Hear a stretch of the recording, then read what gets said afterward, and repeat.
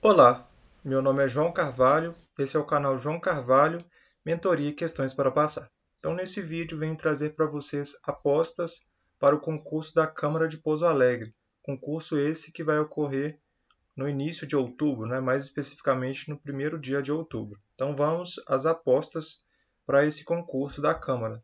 Peguei aqui algumas questões da banca, né, do Instituto Consulplan, que é a banca organizadora desse certame. Então, de português, por exemplo, eu acredito em uma questão, né? Obviamente vai ter um texto, né? E a partir desse texto vai ser elaborada uma questão perguntando sobre o significado de uma certa palavra. Vai perguntar aí talvez um sinônimo ou um antônimo de forma semelhante a essa primeira questão aqui, né? Então aqui pergunta o termo destacado só não pode ser substituído por, né? Então aqui está pedindo a alternativa que não é compatível com esse termo, ignóbil, né? Então a gente tem a letra A, pavorosa, repulsiva, repugnante, e a letra C, hermética. Aqui dá para você, uma dica que eu deixo para vocês, é identificar um padrão nas respostas. Então a gente vê que pavoroso é semelhante a repulsivo. Então, se elas são palavras sinônimas, nenhuma das duas podem ser a resposta para essa questão. Repugnante vai no mesmo sentido. E hermético é a única que destoa desse contexto, né? Hermético é algo mais fechado, né? Então foge do contexto que foi colocado e por isso o gabarito da questão. Essa segunda questão que eu trouxe aqui de português, uma questão que já envolve aí conjunções, preposições e os sentidos que elas atribuem, que elas representam, que elas adicionam à frase, né? Então aqui, por exemplo, o talvez representa uma incerteza e o embora já traz a ideia de concessão. Então, gabarito letra B. Né? Às vezes, questões da Consulplan você faz por eliminação. Então, talvez você poderia pensar que talvez causaria uma ideia de algo suscetível, algo provável de acontecer. Mas, quando você vê o embora, não combina com a adição. Então, você precisa ter esse jogo de cintura para analisar as alternativas e verificar aquela que mais se adequa ao comando da questão. Mais duas questões que eu trouxe de português. Então, aqui a gente percebe recursos coesivos, que também é um assunto que essa banca gosta bastante de cobrar. Então, aqui a gente verifica, por exemplo, que a letra A tem um pronome, né? Esse pronome faz referência ao que foi dito anteriormente, quando ela anunciou. Ela quem? É uma mulher? É uma governante? É uma presidente? É uma funcionária? Pode ser várias coisas. Então, ela faz referência a algo que foi dito anteriormente. Então, tem um papel coesivo.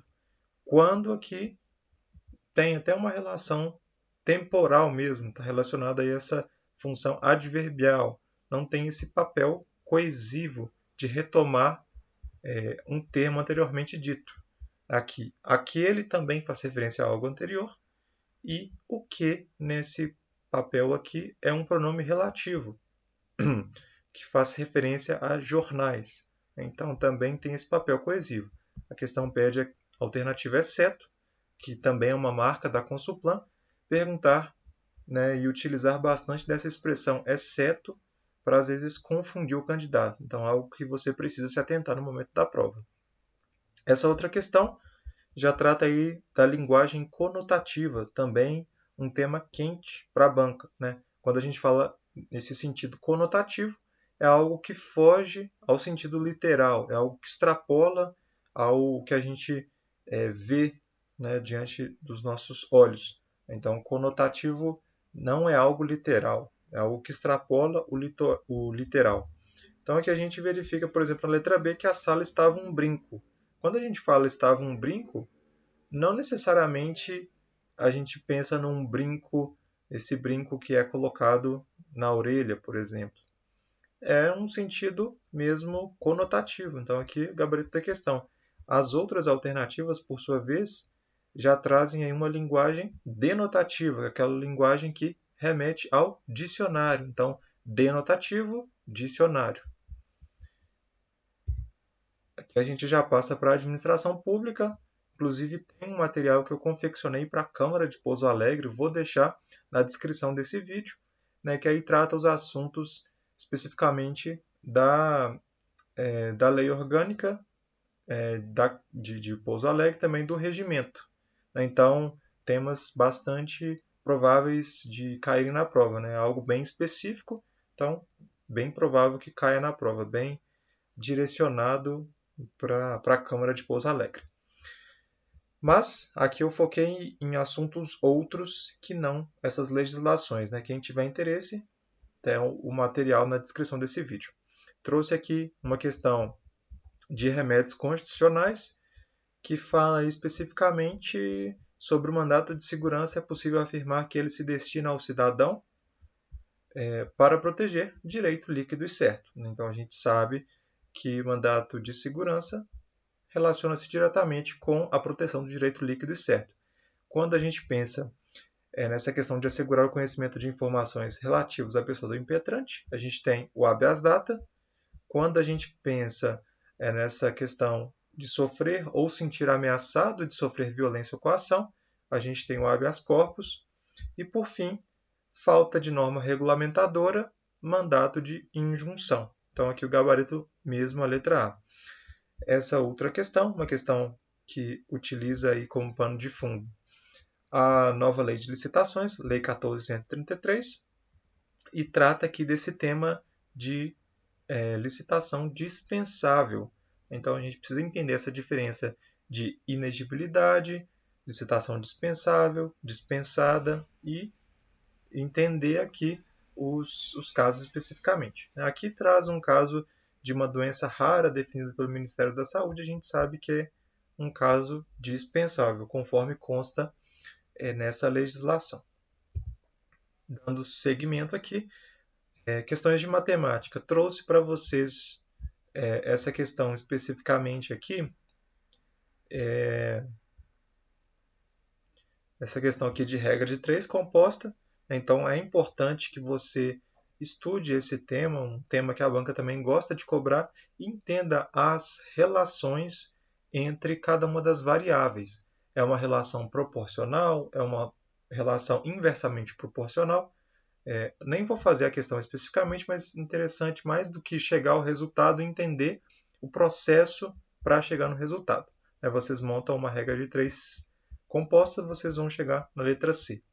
Essa outra questão aqui já envolve a transformação de uma linguagem formal, de uma linguagem escrita, para uma linguagem matemática, que a gente poderia montar um sistema de equações, né, e aí a gente poderia isolar os termos para encontrar os valores e chegar à resposta dessa questão. Então, mais importante do que eu resolver aqui a questão é vocês entenderem como a banca cobra essas questões e entender como resolver o sistema de equações, nesse caso aqui específico. Dando prosseguimento, informática. A banca gosta bastante de tecla de atalho e eu trouxe aqui uma questão do Windows 10 do gerenciador de tarefas. Então, isso vale para o Windows 10, mas também vale para versões anteriores. Ctrl Shift ESC é a tecla utilizada para que você acesse o gerenciador de tarefas, eventualmente feche algum programa que está travando o seu computador, né? Então você pode utilizar essa tecla. Tá? Aqui tem outras teclas colocadas, mas vou focar mesmo na resposta para essa questão. Ctrl Shift T, por exemplo, você poderia utilizar num navegador e as outras teclas aqui colocadas. Essa segunda questão é uma questão de Excel, utiliza essa fórmula, né? Esse E comercial, que é mesmo essa função de concatenar. E aí você precisa entender que essa fórmula de concatenar, né, sem nenhuma outra condicionante aqui, gera um resultado do somatório de palavras sem ter nenhum espaço entre elas. Então, gabarito letra A. Né? Então, quando você junta Instituto e Federal de acordo com a fórmula aqui colocada, a gente tem esse resultado exposto aqui, demonstrado na letra A. Noções de processos administrativos, né? Aquela matéria que tem um peso bem grande para a sua prova.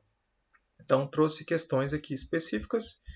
Essa daqui, a literatura referente aos modelos contemporâneos de gestão de pessoas, alerta para algumas práticas do antigo modelo de administração de recursos humanos que devem ser abandonados.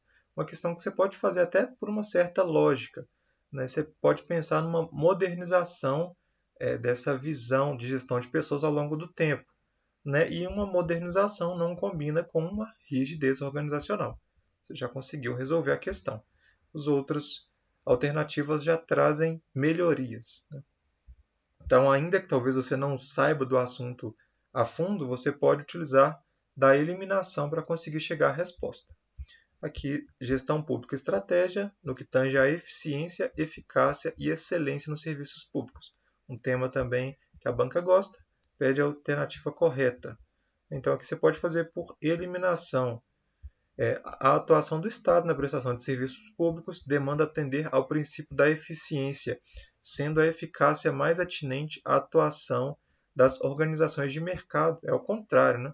Aqui, num primeiro momento, a administração, a atuação do Estado, ela tende a ser eficaz, ou seja, promover ali um resultado, resolver um anseio da sociedade. Essa questão da eficiência que já está mais voltado ao mercado como um todo. Letra B. A prestação dos serviços públicos pode ocorrer de forma descentralizada, visando ampliar os meios de acesso da população às comodidades e utilidades geridas pelo Estado. No primeiro momento, quando fala em comodidades, talvez pode te induzir ao erro. Você precisa ler essa questão com atenção e deixar ela como um possível gabarito, porque de fato a prestação de serviço público pode ser sim descentralizada. A gente sabe que tem aí várias formas de descentralização, mesmo para o particular, e aquelas mais conhecidas no direito administrativo, né? A autarquia, a gente tem as fundações públicas e por aí vai. Então, vamos deixar ela em stand-by.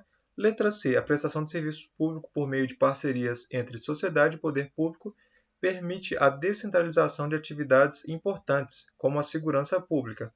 O próprio nome diz, segurança pública. Não é algo que pode ser destinado, né, que pode ser passado para um terceiro a exercer. Então, C não pode ser resposta. Letra D. Com alteração do texto constitucional brasileiro, passando a constar como princípio fundamental a eficácia e não a eficiência. Os serviços públicos tendem a ser mais efetivos. Então, na verdade, o que consta no texto constitucional é a eficiência e não a eficácia. Então, mesmo a letra B como gabarito da questão. Às vezes a banca coloca uma alternativa correta, escrita às vezes de uma forma um tanto quanto rebuscada.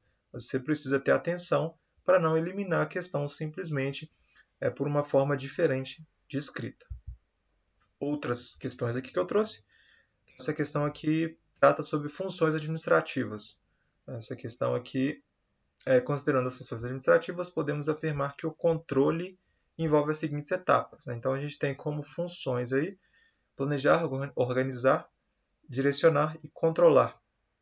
E aí, quando a gente fala do controle, a gente pensa em estabelecer padrões de desempenho, porque quando você monta uma estrutura, você precisa estabelecer um padrão específico para que aquilo desempenhe, né? Que você almeje que aquilo resulte. E aí, posteriormente, você vai observar se esse desempenho que você estabeleceu realmente está sendo concretizado, confrontar com o padrão estabelecido e interpretar a ação corretiva, entender o que de fato deve ser feito para que esse padrão diferente que eventualmente esteja seja corrigido. Então, gabarito letra A. Essa outra questão, a departamentalização que combina as abordagens funcional e divisional para enfatizar as equipes do projeto ou de programa denomina-se, né? Então, basicamente, que quando pedir uma combinação e relacionar aí especificamente a departamentalização, você vai recair sobre a questão matricial, né? Então, no matricial, você pode pensar aí, por exemplo, numa dualidade de lideranças, né? O funcionário reporta-se tanto ao chefe ali de projeto como um chefe específico relacionado à sua função. Então, gabarito mesmo vai ser aqui letra B, matricial. Outra questão, trabalho em equipe, a gente tem que as ações dos indivíduos devem ser interdependentes e coordenadas. Então, a gente pode até fazer por eliminação essa questão, a gente verifica que a letra B, por exemplo, todos que compõem a equipe devem apresentar formas de pensar semelhantes. Não, na verdade isso nem é saudável para uma equipe. Uma equipe com posicionamentos diferentes, raciocínios diferentes, tendem a somar e criar um ambiente mais saudável, com mais ideias e mais possibilidades de uma ideia mais assertiva. Letra C. Deve haver tarefas iguais com diferentes objetivos, visando a integração dos esforços. Não.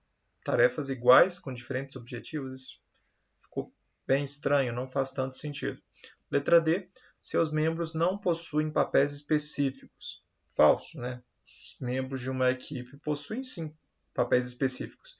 E cada um tem autonomia para tomar a melhor decisão. Nem sempre, né? A gente sabe que tem a figura do líder, do chefe, e, claro, o funcionário pode sim ter autonomia, mas essa autonomia precisa estar respaldada pela chefia. Então, a letra D também mal formulada e por isso não pode ser gabarito da questão. Gabarito mesmo, letra A.